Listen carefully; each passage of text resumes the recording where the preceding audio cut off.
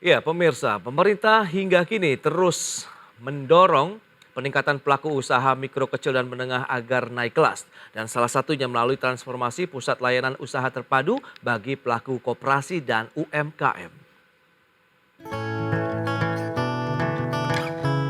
Kementerian Koperasi dan UKM hingga kini terus mendorong pelaku usaha mikro, kecil, dan menengah atau UMKM naik kelas melalui Pusat Layanan Usaha Terpadu Koperasi Usaha Mikro, Kecil, dan Menengah.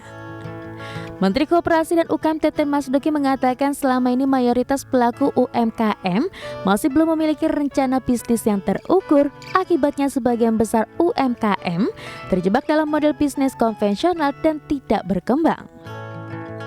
Untuk itu diperlukan strategi guna mendorong UMKM untuk berevolusi dan tidak selalu memproduksi di sektor berteknologi rendah dan masuk ke produk berbasis kreativitas dan teknologi. Salah satunya dengan memperbesar peran pusat layanan usaha terpadu dan mendorong pendamping dan pengelola untuk mengarahkan pelaku UMKM berinovasi serta menciptakan market baru dengan peningkatan daya saing produknya, khususnya dalam menciptakan produk-produk berkualitas berbasis keunggulan di setiap wilayah. Menkop UKM berharap pola pikir pelaku UMKM bisa diubah untuk tidak lagi berjalan sendiri-sendiri, sebab skala UMKM untuk meningkat dengan cepat ketika terhubung dengan rantai pasok industri besar, di mana saat ini baru sekitar 7%. Padahal di negara tetangga seperti Vietnam justru jumlah UMKM yang terhubung ke industri besar sudah mencapai 24%. Dari Jakarta, Ade Firmansyah, IDX Channel.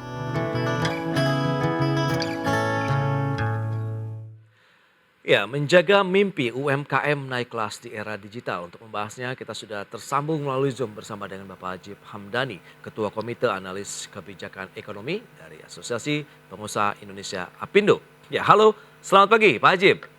Selamat pagi Mas Pras. Ya, salam sehat Pak Ajib. Sehat selalu. Baik, menarik kalau kita lihat upaya terus-menerus dilakukan oleh pemerintah, khususnya Kementerian Koperasi dan UKM begitu ya, untuk membuat UMKM kita naik kelas di era digital. Nah, pengamatan Apindo, seperti apa sih realisasinya hingga saat ini, Pak Ajib? Begini Mas Pras, Apindo melihat mengcapture di lapangan paling tidak ada 4 hal masalah mendasar buat para UMKM. Yang pertama berbicara masalah financing atau permodalan, yang kedua masalah pendampingan, yang ketiga masalah peningkatan produktivitas, dan yang keempat berbicara masalah pasar. Seharusnya pemerintah kemudian bisa mengagregasi semua infrastruktur yang dipunyai, termasuk regulasi-regulasi yang bisa pro dengan pertumbuhan para UMKM, yang bisa menjawab 4 permasalahan utama ini. Program digitalisasi adalah salah satu program bagaimana untuk bisa mendorong dan bisa menjadi pemutus 1 atau 4 masalah utama yang ada, Mas Pras. Jadi sekali lagi, pemerintah harus bisa mendorong program yang komprehensif, program yang utuh, dan yang tidak kalah penting adalah yang berkelanjutan. Karena kalau program yang didorong oleh pemerintah itu hanya bersifat parsial dan sporadik, maka tidak bisa menjadi penjawab permasalahan-permasalahan UKM itu. Contoh, misalnya pemerintah hanya menyediakan bantuan permodalan, tapi kemudian ketika pemerintah tidak melakukan program pendampingan dan pembukaan pasar yang lebih luas, maka program itu hanya bersifat sporadik, hanya bersifat jangka pendek dan tidak berkelanjutan. Ini yang menjadi program dan menjadi problem utama di lapangan, Mas Pras. Demikian yang kita tangkap. Ya, tapi sejauh ini menurut pangatan mungkin Pak Ajib dan teman-teman Apindo begitu, apakah kegiatan sporadis ini benar-benar masih ada begitu, dalam artian mereka belum terintegrasi mungkin antar kementerian, lembaga, dan pihak-pihak terkait lainnya di UMKM? Begini, kalau kita melihat komitmen pemerintah itu sudah cukup baik sebenarnya, Mas Pras. Problemnya adalah begitu aplikasi di lapangan, pemerintah kembali menghadapi masalah yang sama. Mereka cenderung melakukan program-program bersifat sporadik, dan bahkan begini, jangan berbicara masalah program yang tepat sasaran. Problem dari sebuah program adalah bagaimana mereka mempunyai data yang bagus. Dan kalau kita cermati dengan kritis, Mas Pras, bahwa Kemenkop UKM mempunyai 6 program utama di tahun 2023 ini. Dan kalau kita lihat dari 6 program itu, program pertama adalah berbicara masalah pendataan. Jadi dari awal, pemerintah itu belum mempunyai data komprehensif dan terintegrasi tentang UKM-UKM itu sendiri. Sekarang bagaimana mungkin kita berbicara data yang belum valid dan terintegrasi, kita bisa punya program yang tepat sasaran. Jadi kita harus kembali ke hal yang mendasar, kita harus mempunyai data yang valid, kemudian bagaimana kemudian kita bisa mendeliver program-program yang tepat sasaran. Tapi saya pikir komitmen pemerintah sudah cukup bagus, tapi di lapangan membutuhkan PR-PR yang masih banyak. Demikian Mas Pras. Nah, siapa berarti yang harus bertugas mengorkestrasi, mengharmonisasi beragam kepentingan tadi begitu dan juga pihak-pihak terkait Oke, sehingga benar-benar bisa oke. fokus begitu loh. Oke, berbicara masalah PR UKM ini sebenarnya lintas kementerian dan lembaga, Mas Pras. Hmm, Kita tidak bisa memberikan tanggung jawab tunggal untuk menyelesaikan masalah UKM ini di Kemenko UKM. ya, Di sini masih ada industri keuangan yang di bawah BI dan OJK misalnya. Kemudian oke. ada berbicara ekonomi kreatif.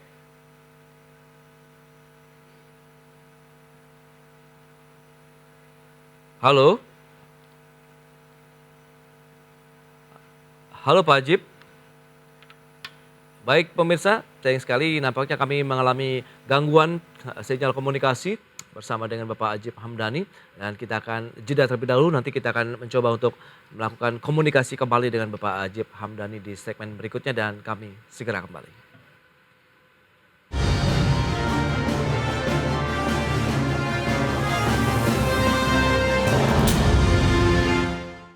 Baik pemirsa, sebelum kita lanjutkan kembali perbincangan bersama dengan Bapak Ajib Hamdani, Ketua Komite Analisis Kebijakan Ekonomi Apindo, berikut ini akan kami sampaikan sejumlah data untuk Anda. Ya, terkait dengan 6 tantangan UMKM di era digital pada tahun ini itu apa saja? Ini adalah beberapa rangkuman yang sudah diberikan begitu, mempertahankan usaha dan ekspansi bisnis, kemudian meningkatkan kualitas SDM, menguatkan budaya perusahaan, pemanfaatan teknologi dan inovasi, pendanaan dan pembiayaan, serta kebijakan pemerintah seperti pajak, suku bunga, dan lain-lain. Ini World Economic Forum begitu ya, dari beberapa survei yang sudah dilakukan. Dan berikutnya kita lihat keterbatasan pelaku UMKM dari sektor pendanaan usaha itu apa saja sih? Iya, keterbatasan terkait dengan informasi sumber pendanaan usaha yang tepat. Itu baik sumber pendanaan informal maupun yang formal. Kemudian kemampuan dalam mengelola perusahaan karena sebagian besar UMKM, terutama usaha dengan skala mikro ini dimiliki oleh perseorangan atau keluarga. Kemudian kemampuan produksi, distribusi dan pemasaran hanya mengandalkan sumber daya yang dimiliki oleh UMKM. Keempat, kemampuan dalam mengadministrasikan usaha, ini juga menjadi salah satu keterbatasan. Akses UMKM terhadap lembaga keuangan formal, ini juga menjadi salah satu keterbatasannya. Dan aset yang dimiliki oleh UMKM, di mana sebagian besar pendanaan kepada UMKM ini mewajibkan adanya jaminan. Baik, kita akan lanjut berikutnya. Dari sisi jumlah UMKM berdasarkan provinsi, ini data dari tahun 2022. Jawa Barat ini mendominasi 1,4 juta, kemudian Jawa Tengah 1,4 juta, kemudian DKI Jakarta 660 ribu, Sumatera Utara 596 ribu UMKM, Banten 339 ribu, dan Sumatera Selatan 330 ribu pelaku UMKM. Baik, kita akan lanjutkan kembali perbincangan bersama dengan Bapak Ajib Hamdani. Ya, halo Pak Ajib. Ya, halo Mas Pras. Iya, sayang sekali tadi sempat terputus begitu ya jaringan komunikasi kita. Nah, mungkin bisa dijelaskan kembali tadi beberapa poin yang perlu disampaikan begitu, keterlibatan lembaga-lembaga kementerian, kemudian pihak-pihak terkait, sehingga tadi lebih fokus nih dari kebijakan-kebijakan dari pemerintah sih sudah oke. Kemudian di tengah-tengahnya nih siapa yang mengorkestrasi, mengharmonisasi kebijakan sehingga benar-benar dirasakan dampaknya oleh pelaku UMKM sehingga mereka bisa naik kelas. Ya, dengan adanya tanggung jawab komunal bareng-bareng antar lembaga dan kementerian tersebut, Mas Pras, betul, memang harus ada yang mengorkestrasi, dan saya pikir Kemenkop UKM itu seharusnya bisa menjalankan perannya dengan baik. Dan kalau kita lihat Mas Pras tentang bagaimana tadi identifikasi masalah yang disampaikan, dari 6 masalah utama itu hampir semuanya terkait dengan masalah pendanaan, dan kemudian pendanaan ini menjadi sebuah hilir masalah di mana hulunya adalah literasi keuangan dan SDM yang memang Oke. kemudian memerlukan pendampingan tadi. Dan ini kembali ke masalah-masalah mendasar tadi. Iya. Kuncinya adalah kemudian bagaimana Kemenkop UKM bisa melakukan pendampingan dengan baik, meningkatkan literasi keuangan, dan ini menjadi hal yang sangat penting. Karena begini Mas Pras, sebagai contoh sederhana, misalkan UKM mereka mendapatkan dana pun, tapi ketika tidak mendapatkan pendampingan, ini akan menjadi useless. Contoh, misalnya UMKM atau petani atau pemproduksi barang, mereka mendapatkan dana dari pemerintah atau dari perbankan misalnya 10 juta atau 20 juta rupiah. Kemudian kecenderungannya adalah ketika literasi dan SDM-nya itu masih rendah, maka uang itu akan cenderung dipakai untuk konsumtif. Mereka bisa beli motor, bisa beli handphone, bisa beli TV, dan lain-lain. Sehingga kemudian ketika mereka akan berproduksi, mereka kembali pinjam ke keuangan non formal yang bunganya cenderung tinggi. Nah, ini adalah kondisi-kondisi yang terjadi di masyarakat. Oke. Sehingga kemudian sekali lagi pendampingan itu menjadi sebuah kata kunci. Bagaimana kemudian UMKM yang tadinya mikro bisa menjadi kecil, yang kecil bisa meningkat menjadi menengah, dan ada kemungkinan ke depan yang menengah bisa menjadi besar. Pola itu yang harus dimainkan dengan baik oleh pemerintah melalui Kementerian Koperasi dan UMKM, Mas Pras. Dan kalau kita lihat bagaimana sebenarnya UMKM ini menjadi penopang signifikan dari PDB kita. Dengan PDB kita tahun 2022 sebesar 19.500 triliun, Mas Pras, 61% itu ditopang oleh UMKM. Artinya UMKM ini adalah pasarnya begitu luas, menjangkau begitu banyak masyarakat. Dan saya pikir peningkatan kualitas dan kuantitasnya itu perlu dievaluasi dengan maksimal dan perlu dibuat target-target terukur sekali lagi baik secara kuantitatif maupun kualitatif. Demikian, Mas Pras. Ya, kita tahu dari pemerintah sendiri juga menganalisis sebenarnya bahwa banyak mayoritas pelaku UMKM ini ya belum memiliki rencana bisnis yang terukur, jelas begitu. Kemudian terjebak dalam model bisnis yang konvensional. Sementara kita kan sudah memasuki era digital begitu. Nah, ini PR-nya sebenarnya di mana sih dan benar-benar harus kita pecahkan bottleneck ini, Pak Ajib? Ya, ini menjadi masalah yang kompleks ketika berbicara masalah peningkatan literasi dan peningkatan kemampuan digitalisasi. Dan bahkan kalau kita lihat, Mas Pras, digitalisasi UMKM itu sementara baru di bawah 30%, 29% dari 64 juta itu belum 30 juta, baru sekitar 20 juta. Nah, ini kemudian menjadi PR tersendiri. Digitalisasi aja juga menjadi PR. Bagaimana kemudian pendampingan yang berkelanjutan itu akan menjadi PR yang lebih panjang lagi. Tapi lagi kemudian, bagaimana kemudian Kementerian Koperasi dan UKM harus menggandeng semua stakeholder, harus menggandeng semua pemangku kepentingan, entah itu baik industri keuangan, organisasi-organisasi dan asosiasi-asosiasi. Dan bahkan kemarin kita lihat Kemenkop UKM sudah menggandeng beberapa untuk mendorong yang namanya relawan koperasi dan UMKM. Tinggal bagaimana kemudian relawan-relawan ini, mereka juga jangan sampai relawan yang betul-betul relawan. Kalau relawan tapi kemudian mereka juga tidak punya uang dan tidak ada alokasi dari kementerian, saya pikir ini akan menjadi PR tersendiri.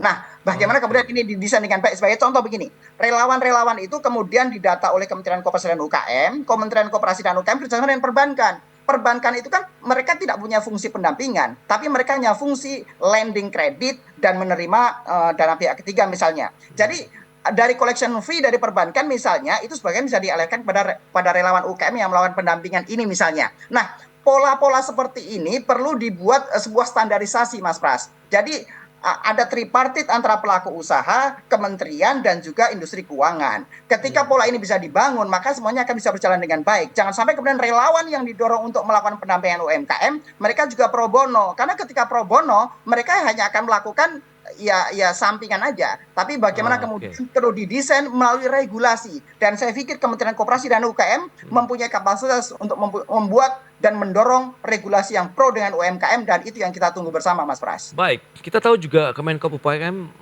memiliki satu layanan yang menarik dan juga mungkin bisa memberikan dampak yang cukup signifikan nih terhadap pelaku usaha khususnya UMKM gitu.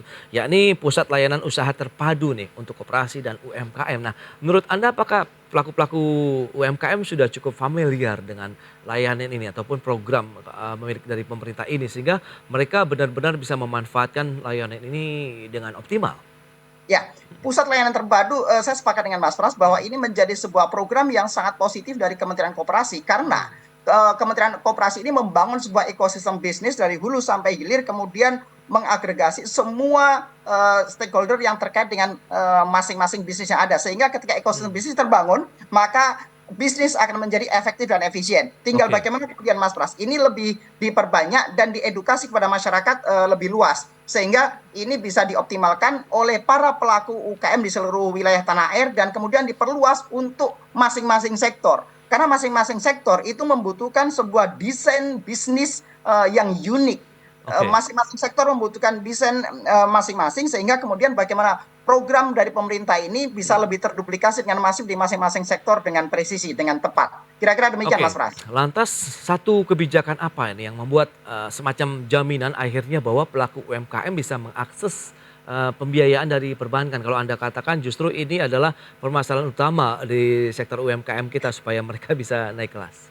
Ya, kalau kita lihat gini, kebetulan kerjaan saya juga keliling-keliling daerah mendampingi para pelaku UKM, Mas Pras. Oke. Memang kemudian menjadi problem adalah industri keuangan, terutama perbankan, adalah sebuah industri yang high regulated. Mereka banyak sekali aturan-aturan. Jadi karena gini, aturan yang dipakai oleh perbankan, mereka tidak hanya bisa berpegang pada Kemenkop UKM, tapi kemudian bagaimana lembaga kebijakan moneternya di BI-nya, kemudian lembaga pengawasnya di OJK-nya, mereka juga harus kita libatkan sehingga bagaimana kemudian program-program dari Kemenkop UKM ini bisa berjalan dengan baik. Sebagai contoh, Kemenkop UKM mendorong program KUR tanpa jaminan sampai dengan 100 juta. Dan bahkan kalau kita lihat, tahun ini ada 460 triliun anggaran KUR, tapi kemudian kenapa itu belum terserap dengan baik oleh para pelaku UKM, termasuk KUR cluster yang ada? Karena aturan-aturan yang didorong oleh Kementerian Koperasi dan UKM dan bahkan didorong juga oleh Kementerian Investasi dan BKPM misalnya, sampai dengan 100 juta bahwa usaha itu yang cukup menjadi jaminannya. Problemnya adalah kemudian ketika terkonversi menjadi program di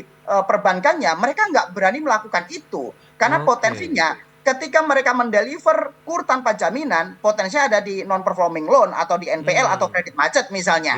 Sehingga kemudian bagaimana misalnya Kementerian Koperasi dan UKM, industri keuangan, dan pastinya adalah dengan pengawas di OJK dan BI, mereka juga duduk satu meja. Mereka harus mendorong regulasi yang saling terkait dan saling mendukung. Jangan sampai ketika Kemenkop UKM pengen dukung, tapi perbankan tidak bisa mengeksekusi karena tidak ada payung hukum dari OJK atau BI misalnya. Nah, ini yang kemudian sekali lagi perlu kita sampaikan. Pemerintah perlu mendorong regulasi yang komprehensif dan itu yang dibutuhkan oleh para pelaku UKM di bawah. Ketika mereka ingin mendorong pinjaman tanpa agunan misalnya, maka mendudukkan regulator yang terkait dan itu artinya ada di tempat lain di OJK dan BI misalnya. Kira-kira demikian. Teman-teman dari Apindo seharusnya bisa menjembatani dong, paling tidak. Anda kan memang sering berkeliling nih Pak Ajib untuk mendampingi pelaku UMKM. Harusnya juga bisakah menjalin komunikasi dengan pemerintah, stakeholder tadi Bank Indonesia, OJK, begitu kemudian Kemenkop UKM dan mungkin kementerian lainnya untuk bisa duduk bersama bahwa ini loh kalau memang kita mencoba memberikan satu bantuan tapi jangan nanggung begitu harus full power dan juga benar-benar total Pak Ajib silakan. Ya, ini yang sedang dilakukan oleh Apindo. Jadi Apindo secara rutin juga berkomunikasi dan diskusi dengan semua stakeholder.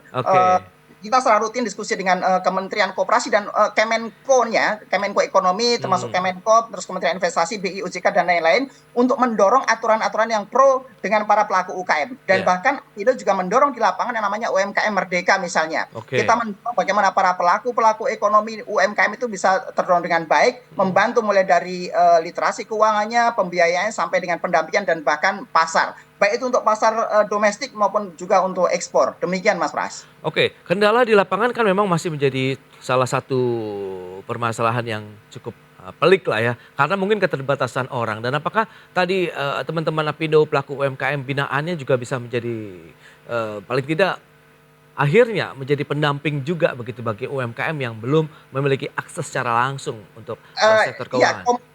Komitmen yang kami bangun dengan teman-teman adalah misalnya begini, efek yang bisa kita lakukan adalah efek semaksimal mungkin buat para pelaku UKM. Contoh begini Mas Pras, misalnya teman-teman pengusaha-pengusaha yang sudah kelas menengah atau besar di masing-masing daerah, maka diharapkan mereka menjadi bagian dari off-taker untuk para pelaku ekonomi yang ada di bawahnya. Sebagai contoh misalnya, saya ekspor ikan misalnya, ekspor ikan ke negara dalam kapasitas besar. Maka yang kita harapkan adalah kita juga membangun mitra-mitra dengan para pelaku UKM yang ada di lapangan. Sehingga kita bukan sekedar membangun sebuah konglomerasi bisnis yang besar, tapi kita juga melakukan fungsi pembinaan terhadap para pelaku dan kita sebagai off-taker. Jadi kita banyak sekali program-programnya Mas Paras, tapi menjadi bagian komitmen Apindo untuk bisa terus mendorong UMKM bisa naik kelas. Dan itu yang terus kita lakukan, baik mendorong aturan maupun juga melakukan pendampingan di lapangan. Demikian Mas Pras. Target untuk pelaku UMKM dari teman-teman Apindo begitu yang termasuk binaan dan lain-lain yang di tahun 2023 ini bagaimana?